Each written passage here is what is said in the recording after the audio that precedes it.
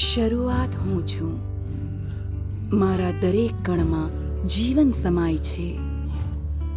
મારા દ્વારા આ સમાપ્તિ પ્રાપ્ત કરે છે. ઘણો ઉપકાર છે અમારા ઉપર આ માટીનો. એને સિંચવું અમારું કર્તવ્ય છે અને આનું જતન કરવું અમારો ધર્મ. જીવી જાય છે બધા મારાથી. આ હાથોથી હું જીવી જાઉં છું. આજકાલ બધાને લાગે છે એક સારી ઉપજ માટે ઉત્તમ બીજ જોઈએ. બીજને પણ પોષણ તો માટીથી જ મળે છે ને. મૂળ તો માટીને જ પકડે છે.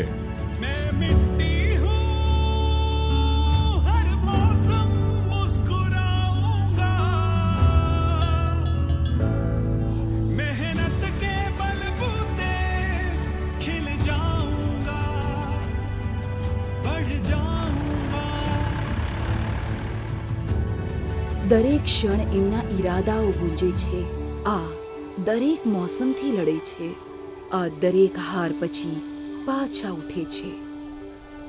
જીવનનો સાર એ સમજી ચૂક્યા છે કે વધવા માટે આ બધું જરૂરી છે. પહેલા ઘઉં, ક્યારેક નાનો દાણો, ક્યારેક વજન ઓછું તો ક્યારેક ઉપજ ઓછી. ઘણો સમય લાગ્યો આ જાણવા માટે કે ઉત્તમ ઉપજ માટે બાયોઝાઇમ જરૂરી છે. આ માટીને ઉત્તમ બનાવે છે, મૂળ અને શાખાને મજબૂત કરે છે અને આથી આપણા છોડને બહેતર પોષણ મળે છે, જેથી આપણી ઉપજ ઉત્તમ થાય છે.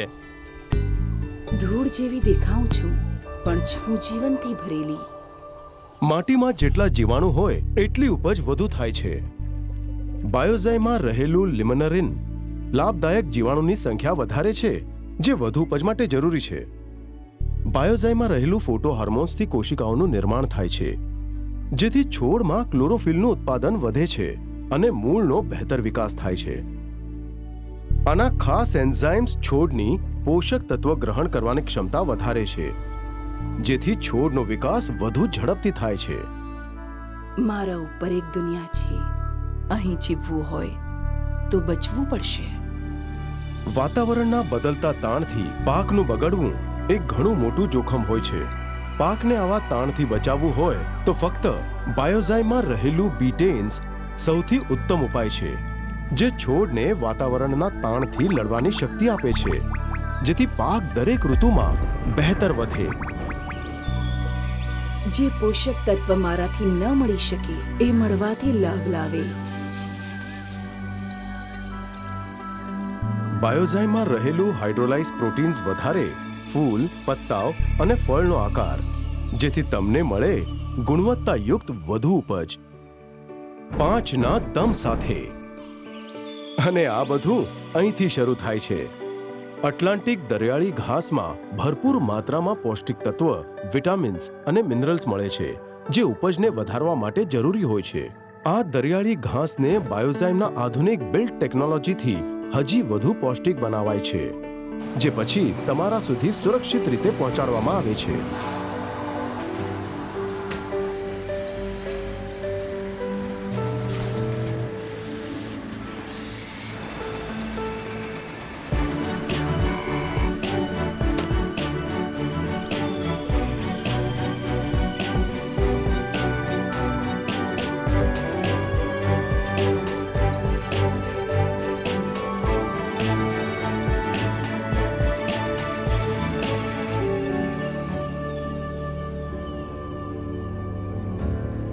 ફૂલ આવવાના સમય પર જ ખબર પડી ગઈ હતી કે ઉપજ સારી થવાની છે.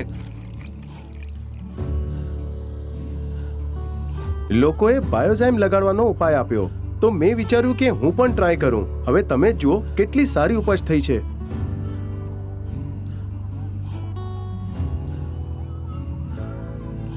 માર્કેટમાં સખત પ્રકારની કોમ્પિટિશન હોય છે, એટલા માટે વધુમાં વધુ દામ માટે પાકનું સરખી રીતે સાચા સમય પર તૈયાર થવું જરૂરી છે, જેના માટે બાયોઝાઇમ જરૂરી છે. મહિનાઓની મહેનત છે અમારી, જે 2 ક્ષણમાં કપાઈ જાય છે અને આવતા વર્ષ સુધી સહારો બની જાય છે.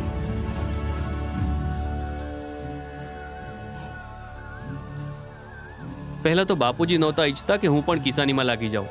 એમણે મને બહાર ભણવા માટે મોકલી દીધો, પણ મને અંદરથી હતું કે હું ખેતીને નફાકારક બનાવું.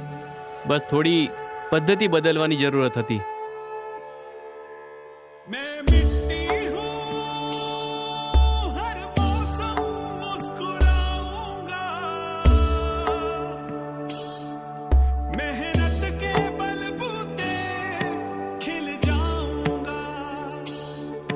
बढ़ जाऊंगा।